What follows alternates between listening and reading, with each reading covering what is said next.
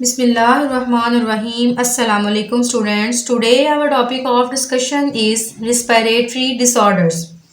Respiratory disorders के अंदर हमारे पास different types हैं disorders की जो कि हम आज discuss करेंगे.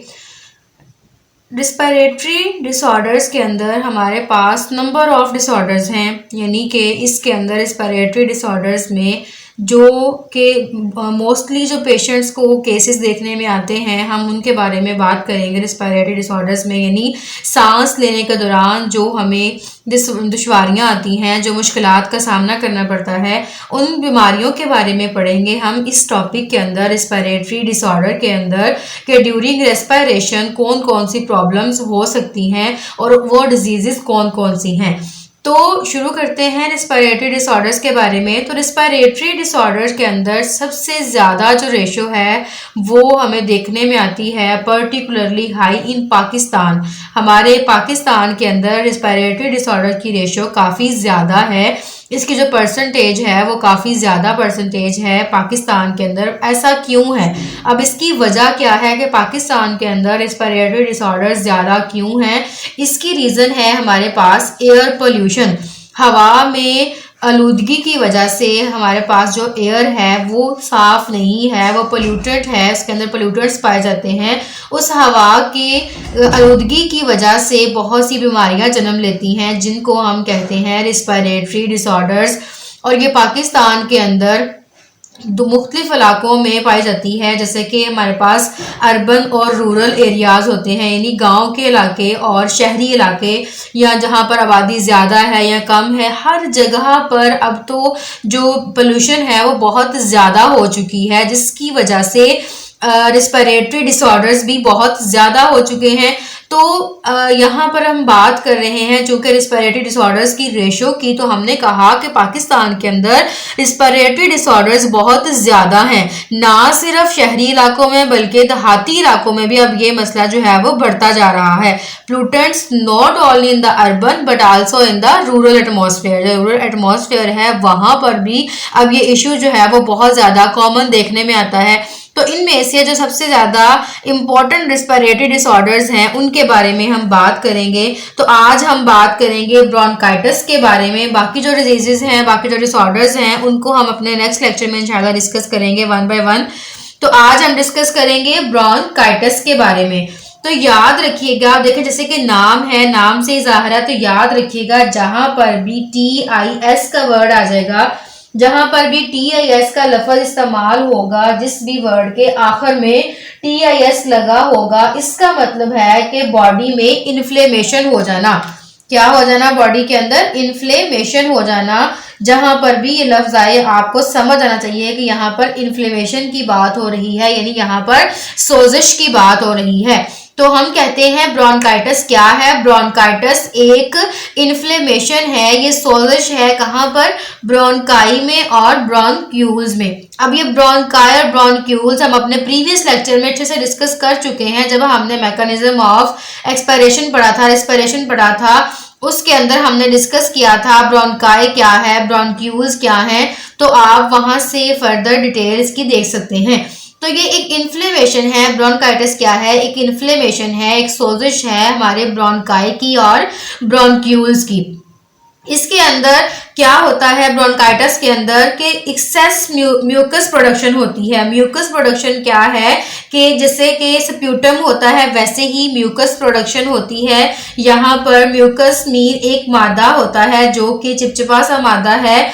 इसके अंदर वो ज़्यादा प्रोड्यूस होना शुरू हो जाता है जब इन्फ्लेमेशन हो जाती है ब्रोंकाई के अंदर, तो वहाँ पर म्यूकस प्रोड्यूस होना शुरू हो जाता है. म्यूकस जब प्रोड्यूस होता है वहाँ पर, तो अब देखें एक एग्जाम्पल से हम इसको समझने की कोशिश करते हैं. यहाँ पर फर्ज करेंगे एक ब्लड वेसल्स है हमारे पास, यहाँ एक ट्यूब्यूल है, ट्यूब्यूलर वॉल है हमारे पास. इसमें से पहले फ्लो जो था वो नॉर्मल हो रहा था. ये नॉर्मल ब्लड वेसल की हमने बात की है, नॉर्मल फ्लो हो रहा था. कोई भी ब्लड वेसल ले लें या कोई भी एक ट्यूब की बात कर लें या सिंपल एक पाइप की बात कर लें आप, तो पहले जब नॉर्मल उसका फ्लो था, कोई भी चीज उसकी रुकावट नहीं थी. लेकिन अब देखें तो इसके अंदर रुकावट ये आ गई कि इसके अंदर म्यूकस प्रोड्यूस होना शुरू हो गया। उस म्यूकस के जमा होने से देखें यहाँ पर इस जगह पर क्या हो जाएगी, इन्फ्लेमेशन हो जाएगी, ये चीज यहाँ से स्वेल कर जाएगी। अब देखें फर्ज करें एक पानी का पाइप है, उस पाइप के अंदर पहले पानी नॉर्मल फ्लो कर रहा था, अब उस पाइप के अंदर हमने कोई कागज या कोई और ऐसी चीज डाल दी है जो कि पानी को रोक देगी, उसके लिए रुकावट होगा। अब पानी का वहां से गुजरना थोड़ा मुश्किल हो जाएगा। तो बिल्कुल इसी तरह से हमारी बॉडी के अंदर जो ट्यूब्यूलर सिस्टम है, जो ट्यूब्यूलर वॉल्स हैं, वो भी क्या हो जाएंगी, अब वहां पर नैरो हो जाएंगी, नैरोइंग द ट्यूब्यूलर वॉल्स। उस म्यूकस प्रोडक्शन की वजह से वहां पर जो वॉल्स मौजूद हैं, ट्यूब्यूलर वॉल्स हैं, वो क्या हो जाएंगी, नैरो हो जाएंगी, तंग हो जाएंगी। अब वहां से जो गुजरने का रास्ता है वो कम हो जाएगा। तो ये नुकसान है ब्रोंकाइटिस का। अब अगर हम इसकी कॉजेज के बारे में बात करें कि इसकी कॉजेज क्या है, इसकी वजूहात क्या है, तो इसके कॉजेज में आता है सबसे पहले कि बैक्टीरिया, कोई बैक्टीरिया हो सकता है इसकी कॉज, या वायरस हो सकता है, कोई भी केमिकल इरिटेंट। अब केमिकल इरिटेंट मतलब कोई भी ऐसा एजेंट जो कि उसको जाकर इरिटेट करे, उसको ट्यूब्यूलर सिस्टम को जाकर डिस्टर्ब करे। और सबसे बड़ा जो मेजर इरिटेंट आजकल देखने में आता है वो है हमारे पास टोबैको स्मोक, यानी जो लोग सिगरेट पीते हैं, जो लोग हुक्का, जैसे जो पुराने जमाने में लोग हुक्का पीते थे, अब भी वैसे मोस्टली विलेजेस के अंदर तो हुक्का ही चलता है, लेकिन अब चूंकि मॉडर्न सिस्टम है तो यहाँ पर सिगरेट और सिगरेट के साथ आगे बहुत सी ऐसी चीजें हैं जो कि टोबैको स्मोक का सबब बनती हैं। टोबैको मीन तंबाकू से जो मंशियात बनती हैं, या तंबाकू से ज्यादा मोस्टली जो कॉमन यूज है, सस्ता भी और दूसरा भी, वो होता है टोबैको का। टोबैको स्मोक, इसमें सिगरेट आ जाती है और हुक्का आ जाता है। सबसे जो मेजर इरिटेंट होता है वो होता है टोबैको स्मोक, यानी सिगरेट का धुआं भी आप कह सकते हैं इसको, ठीक है। तो मेजर कॉजेज हमारे पास आती हैं बैक्टीरिया, वायरसेस, या फिर कोई भी केमिकल इरिटेंट हो सकता है जो कि हमारी बॉडी में जाकर डिस्टर्बेंस क्रिएट करता है और उसकी वजह से हमारी बॉडी में प्रॉब्लम्स आना शुरू हो जाती हैं। तो आगे देखिए इसके सिम्टम्स की अगर हम बात करें, ये तो कॉजेस की बात कर ली कि होता क्यों है। अब सिम्टम्स की बात करें कि जब ये हो जाएगा तो उसकी अलामात क्या होंगी। उन अलामात के बारे में अगर हम बात करें तो उसकी अलामात में सबसे पहले हमारे पास आता है कफ, यानी खांसी होना। खांसी यानी कफ जो है वो एक कॉमन सिम्टम है। आप देखेंगे जब हम नेक्स्ट डिसऑर्डर्स के बारे में बात करेंगे तो ये सब के अंदर होगा, क्योंकि हम बात ही रिस्पायरेटरी डिसऑर्डर की कर रहे हैं। तो रिस्पायरेटरी डिसऑर्डर में सबसे पहले जो सिम्टम हमें देखने में आती है वो होती है कफ, यानी शदीद किस्म की खांसी। इसके बाद में फीवर हो सकता है, बुखार, और चिल्स मीन्स सर्दी लगना, बहुत ज्यादा सर्दी फील होती है। शॉर्टनेस ऑफ ब्रीथ, छोटे छोटे सांस लेना। देखिए एक नॉर्मल सांस लेने में और शॉर्टनेस ऑफ ब्रीथ में फर्क होता है। देखिए हम नॉर्मल सांस ले रहे होते हैं तो हमारी कोई इतनी खास आवाज नहीं आ रही होती, लेकिन एक ऐसा पर्सन जिसको ब्रोंकाइटिस का प्रॉब्लम होगा, जब वो सांस लेगा तो आपको फील होगा कि वो तेजी तेजी के साथ सांस ले रहा है, उसका जो सांस का ड्यूरेशन है वो बहुत ही कम है। तो और उसकी आवाज भी आपको साफ सुनाई देगी कि वो सांस तेज तेज ले रहा है। आप इस चीज को नोटिस कर सकते हैं। और ये शॉर्टनेस ऑफ ब्रीथ स्पेशली उस टाइम पे होगी जब पेशेंट जो है वो कोई भी हार्ड जॉब कर रहा होगा, कोई भी मुशक्कत वाला काम कर रहा होगा, एक्सरसाइज कर रहा होगा, उस दौरान जो है उसको सबसे ज्यादा खांसी भी आएगी और उसका सांस भी जो है वो उखड़ना शुरू हो जाएगा, उसको सांस लेने में मसला पेश आएगा। और उसके बाद एक सिम्टम है माइल्ड व्हीजिंग। अब माइल्ड व्हीजिंग का मतलब ये है कि जब अक्सर आपने देखा होगा जो बुजुर्ग लोग होते हैं जब वो सांस लेते हैं तो उनकी सांस के साथ सीटी की आवाज आती है। उस सीटी की आवाज जो है कुछ लोगों के अंदर इसी वजह से आती है, ब्रोंकाइटिस की वजह से ही, कि जब वो सांस लेते हैं उनको सांस लेने में मसला होता है। जब वो सांस लेते हैं तो फिर उसकी आवाज जो है वो ऐसे फील होती है जैसे कोई सीटी बजा रहा हो, जैसे विसल की आवाज होती है, बिल्कुल उसी तरह से। तो उसको कहते हैं माइल्ड व्हीजिंग, सांस लेने के दौरान थोड़ी थोड़ी सीटी की आवाज निकलना। तो ये कॉमन सिम्टम्स हैं ब्रोंकाइटिस की। उसके बाद अगर हम ब्रोंकाइटिस की टाइप्स के बारे में बात करें तो इसकी दो टाइप्स हैं हमारे पास ब्रोंकाइटिस की। First one is the acute bronchitis और दूसरा है हमारे पास second one is the chronic bronchitis. अब ये जो टाइप्स है ना, ये टाइप्स हैं on the basis of duration. यानी टाइम ड्यूरेशन की बेस पे हमने ये टाइप्स बनाई हैं दो।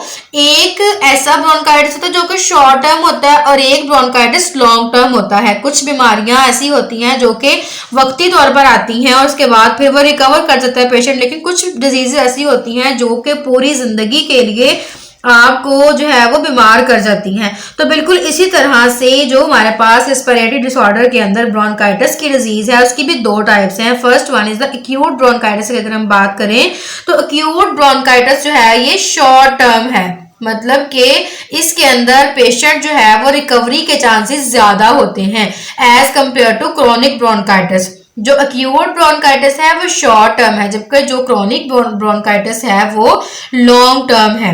ठीक है, अब अगर हम इसकी बात करें एक्यूट ब्रोंकाइटिस की तो इसका ड्यूरेशन होता है तकरीबन, ये एंड हो जाता है 2 वीक्स में, मैक्सिमम ये रहता है 2 हफ्तों तक और मिनिमम 1 वीक में भी पेशेंट जो है वो रिकवर कर जाता है। और अगर मैक्सिमम अगर हम बात करें एक्यूट ब्रोंकाइटिस की तो तकरीबन 2 हफ्ते लगते हैं पेशेंट को रिकवर होने में।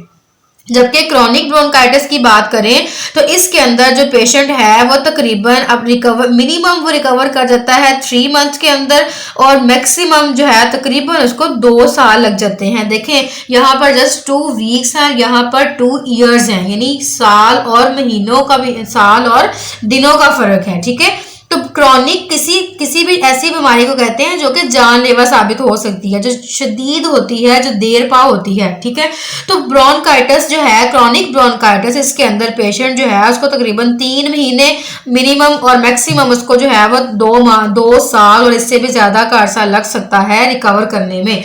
अब जो एक्यूट ब्रोंकाइटिस है इसके अंदर पेशेंट रिकवर कर जाता है कोई भी बगैर परमानेंट डैमेज के, मतलब उसके ब्रोंकाई को, ब्रोंक्यूल्स को कोई भी परमानेंट डैमेज नहीं होता। वो आर्जी तौर पर तो बीमार होता है लेकिन उसके बाद वो रिकवर कर जाता है हल्की फुल्की मेडिसिन से। तो एक्यूट ब्रोंकाइटिस के अंदर हम इसीलिए कहते हैं कि ये शॉर्ट टर्म होता है, patient recover with no permanent damage of bronchi और ब्रोंक्यूल। जबकि क्रोनिक की बात करें तो इसके अंदर जो इन्फ्लेमेशन है, क्रोनिक इन्फ्लेमेशन ऑफ ब्रोंकाई, यानी ये देर पा रहती है और ये जो ब्रोंकाई के अंदर, क्रोनिक ब्रोंकाई के अंदर इन्फ्लेमेशन है वो शदीद होती है और ये जानलेवा भी साबित हो सकती है। और इसके बाद आपकी टेक्स्ट बुक के अंदर साइड बॉक्स में एक इम्पॉर्टेंट बात बताई गई है कि जो क्रोनिक ब्रोंकाइटिस है वो इतना एक्यूट क्यों, वो इतना ज़्यादा शदीद क्यों होता है, क्योंकि अक्सर जब इसकी डायग्नोसिस होती है क्रोनिक ब्रोंकाइटिस की तो पेशेंट की जो उम्र होती है वो ज़्यादा हो चुकी होती है, उसका इम्यूनिटी लेवल बहुत वीक हो चुका होता है और मोस्टली उस पेशेंट के जो लंग्स हैं वो इफ़ेक्ट हो चुके होते हैं।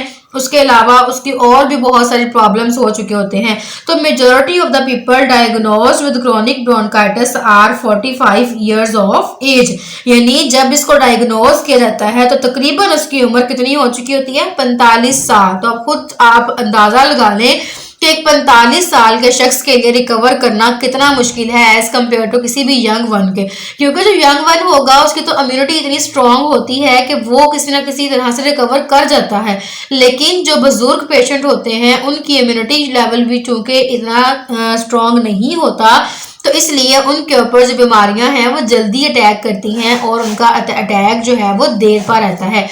जैसे कि आजकल कोविड की सिचुएशन है तो कोविड की सिचुएशन में यही कहा जाता है कि बुजुर्गों और बच्चों को जो है वो बचा कर रखें, क्योंकि ये ज़्यादा नुकसान बुजुर्गों और बच्चों को कर रहा है, क्योंकि उनकी एज ज़्यादा है तो उनकी इम्यूनिटी भी क्या हो जाएगी, उनकी इम्यूनिटी भी कम है। इसी तरह से बच्चे हैं तो उनकी इम्यूनिटी भी इतनी स्ट्रांग नहीं होती है, तो जो कोविड है वो भी बुजुर्गों पे और बच्चों पे ज़्यादा इफेक्ट कर रहा है।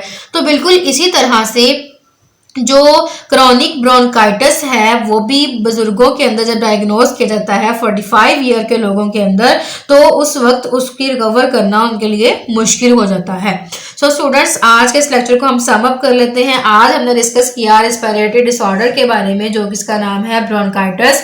ब्रोंकाइटिस क्या है, एक इन्फ्लेमेशन है, एक सोजिश है ब्रोंकाई और ब्रोंक्यूल के अंदर। इसके अंदर होता क्या है, इसके अंदर म्यूकस प्रोडक्शन होती है, उस म्यूकस प्रोडक्शन की वजह से जो ट्यूब्यूलर वॉल्स होती हैं वो तंग हो जाती हैं और वहां का जो पैसेज है वो नैरो हो जाता है, वो तंग हो जाता है और वहां का जो फ्लो है वो कम हो जाता है। उसके बाद हमने इसकी कॉजेज़ के बारे में बात किया कि इसकी मेजर कॉजेज़ कौन कौन सी हैं, बैक्टीरिया है, वायरसेस हैं, या फिर कोई भी केमिकल इरिटेंट हो सकता है, जिसमें हमने एग्जांपल की बात की टोबैको स्मोक की, यानी तंबाकू का जो धुआं होता है।